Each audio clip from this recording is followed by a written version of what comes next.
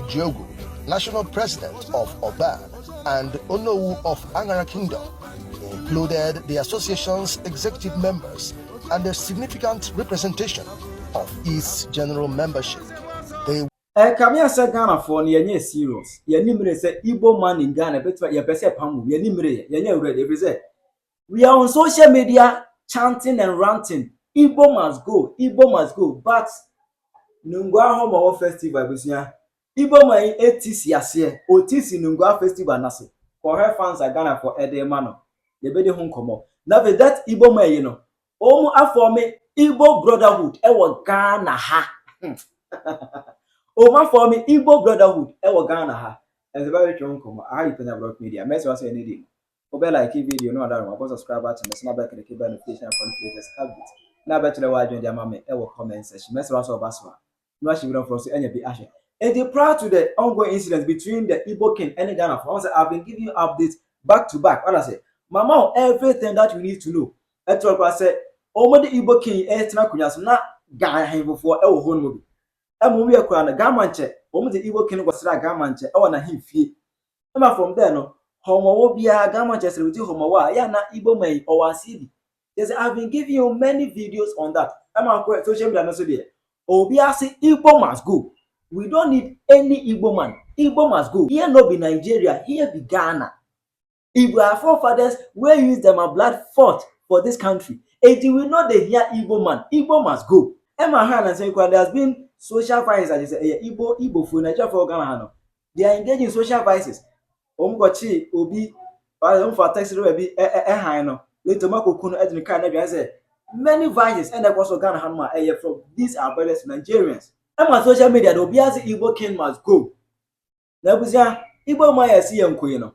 And watch Anna Nungua as celebrating Homowo Festival in a beautiful style.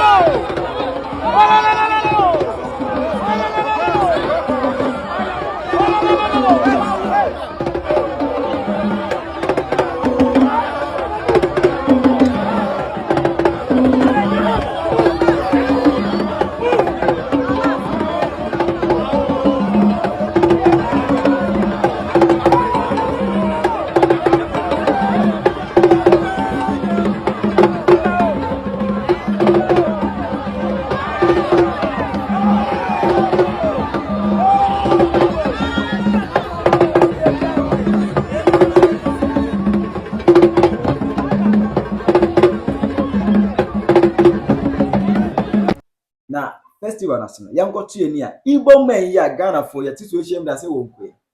Papa pay attach and not touch here, call her fancy a day man.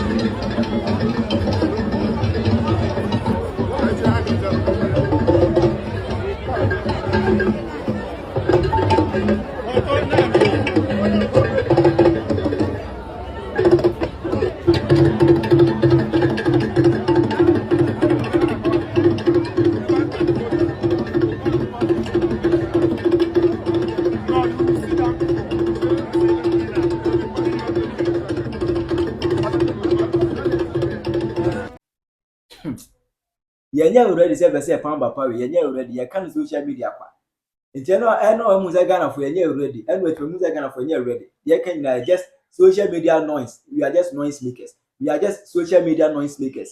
Reality we not get the boss. Reality we not get boss. Ye kasa on social media just make noise. We just rant. Now this Igbo man you know go say Ghana ha o ma for me Igbo Brotherhood. Our Ghana so me celebration. Amphibia Mike Ejiogu, national president of Oban and Homowo of Angara Kingdom, included the association's executive members and a significant representation of its general membership. They were warmly received at the Obiezioku Royal Palace in Accra, Ghana by His Royal Majesty Eze Dr. Ambassador Chukwudi Jude Ihenetu Eze Ohazurume I, accompanied by his esteemed wife, Ugweze Liberty Ihenetu, along with the members of Council of Ndieze, chiefs, and elders of the Igbo community in Ghana.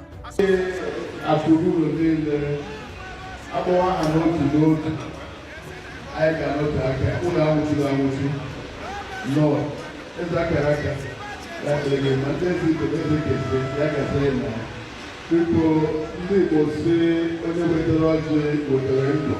I get that. Only go to Pulino. Or I can go to Raka. You don't like that. I like to do my time. It's like a steam and a shy. I want to my go where my diamond. I'm like, I have to go to that. When you remember the country, I would wear it all about Sisha, Neku, as I need to jump a jolo, as a billy.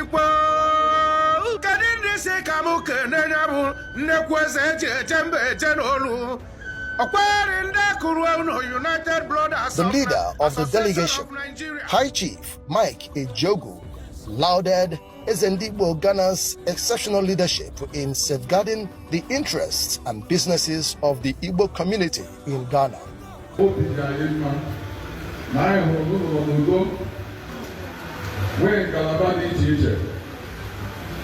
Where central leader, where others who come in sections,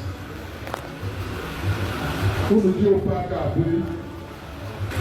They protect the people over there. I am all over there. I am honey when you do that. I can just buy a room. Try to make a room to say, I can't do it. Who do you there?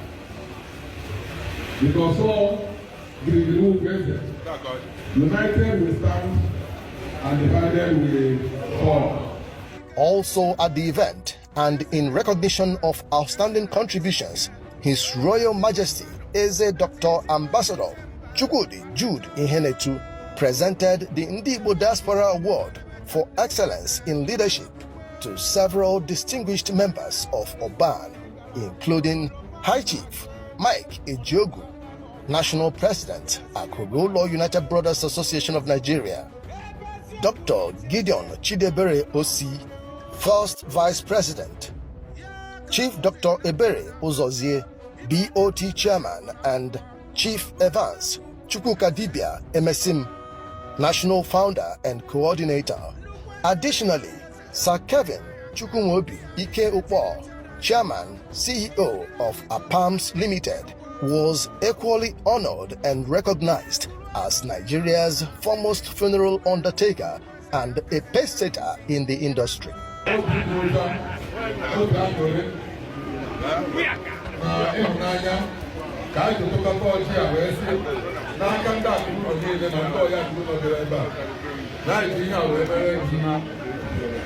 appreciation or offering the car. And go down and offering what they need to be. You will become Chika yanka, iyadi ketine tianari agwagwo, iyadi nani ko soji,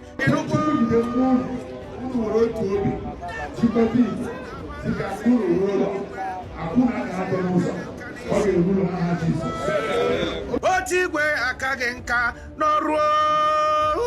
Ndị Igbo ebe ọbụla ha nọ, ha na-ejikọta onwe ha ọnụ, na-agba mbọ, na-emezi obodo. So coming to Ghana, we have no kind of here. I be honored and I appreciate His Royal Majesty.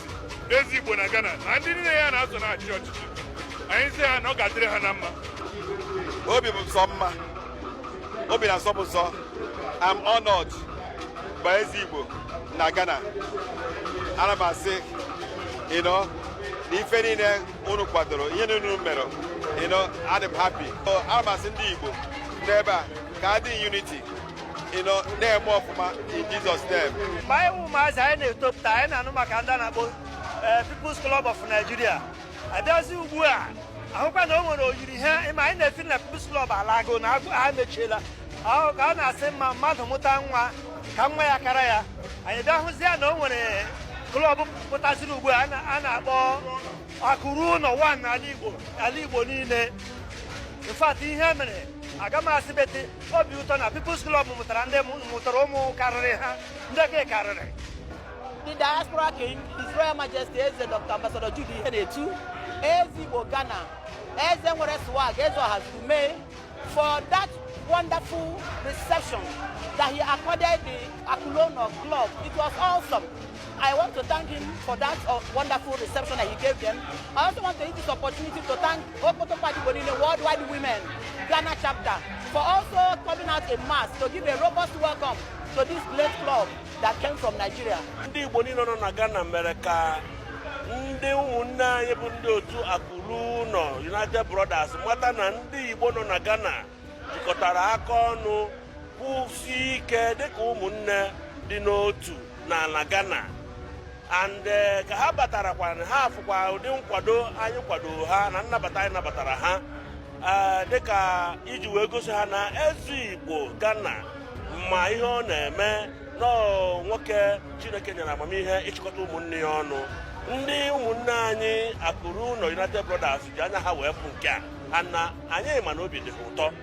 His Royal Majesty Igbo Ghana, His Royal Majesty Igbo Henetu. Actually, I just coach. All here on Mary because parents will be able to Nigerian pass na Ghana here.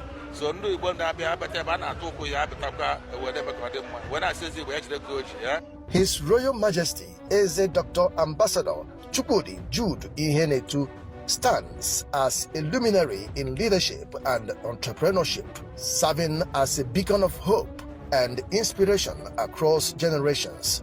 As revered traditional ruler and Eze Ohazurume I, Eze Ndibo na Ghana, he has consistently demonstrated an unwavering commitment to humanitarian service, embodying the core values of kindness, wisdom, and visionary leadership. The fancy movie na Ecoson, I don't know so area to that. About Bona, you say Igbo man, you must be young. What are so? They Ghana has a tour from my. Obviously, our leaders are supporting the Igbo King in Ghana. I don't think your mama was champagne to make a sample. What is your Abema press conference? What is your Abema press conference? And so, ye kun Ghana need your mekasa, but ye kun your friends and I and Trump and Kukumu or the bomb was sell Munukura program keke. Ewo, Iranian, Iran, Northern Kwasiabe did Trump at them. But Ghana ni ala tenia buana makofana imagine bribe abetina Ghana. Wakoku Patrick Tete Igbo King no ne nkuofu statiku Ghana for. Mampanyini kwasiya na yina ayana dwen so nte. Dida ayeye o social media nyina ganfo no de omunim yansa. Ohene na bekre se onfa asase bia ma obi a onim Igbo King bia o ba bia. What I say ba se dwomama ne no pictures. ko banyina ye nhu gahene aga chief oni omu oni se Igbo King no pictures dwomama kwase mpanyini ne ehu se oni Igbo King wo pictures enti nipa no nti o mekasa na se o mekasa ye nyina ti Ghana o ye hwe so jimi a NDC ye betu o maban no meka kra kire o mo ye ntena na mo ntena na nkwasiafo ye nananom mmefa omumogya emeku years upon years enko abrofo entokwa Britain for na ye nyigeni independence na ye metena ya ayekrom ni yese ye mpanifo bi agimema kwagigi Igbo fo alatafo sikanti omo ye mwanti omo edi oman na malatafo no mu ba bekuye sa nkwase asem we ani hwan ebi nsi wo Ghana ho Igbo King no ku enipa mienu kura aka ho a me amebopa mo bi akoku no ma betu mabetu dwomama na ya eden me Igbo King ma chemba bi oti nyina o ware Ghana ni kwase ababi enti Ghana ni we Ghana ni na course okopena ware na nko nti ase Ghana ma objimi no foreigners nko na omope o ware Ghana ni aba ya kwase ababi enti o ma chemi ba bi oti nyina ti me eden memo obi akoku na firi ase ti mun kan che no onim na okoku Ghana ni ba ko bio se dwomama na jimi no ntimi mekasa wo ho a me de me kan okra che no dwomama na Ghana dia nya Ghana nya ne dia wati ase ya na yedi jimi koto abama na enim se wakwase a enti akoto abama no na se wabana se wajimi na wakoy sama base mu mekuya na se o ntimi nka ho asem se osurum du ko mama ne bribe a me anya me masem me de me tie se munnim na Nigeria fo no kwase afo munnim na mo de mekuku obi a me mebo pa me abekum bi simple e de me ka no kra kire mu enti munnim a we nya mo first and last amakoku Ghana ni ba akopɛ munnim na mo de mo pɛ won send video no ma Igbo King no Igbo King paminkan bro for na ase Igbo King was yampanyin a stupid guy who you call yourself a king in Ghana. Igbo King, if your mama, that stupid man, is scared of you, we Ghanaians are not scared of you. This will be the last and first and last time you use your own people to go and kill Ghana people. If you do that again, I myself will come and finish you that same night. Me na me catch you. Mesuma obi o ma chemba bi awte. Amu oba be kum. Se dwoma me na jimia. Onso ntimi nkasa because mo akoma niska. So we jimia. We nya first and last mu nku Ghana ni bia bio. Se mo wi nipa na mo bia nim se mo ye odi fo mo wi nipa na ma. Mu nkom krum na mu nkokum nipa na mo we ho. Nya Ghana fo na mbeku am.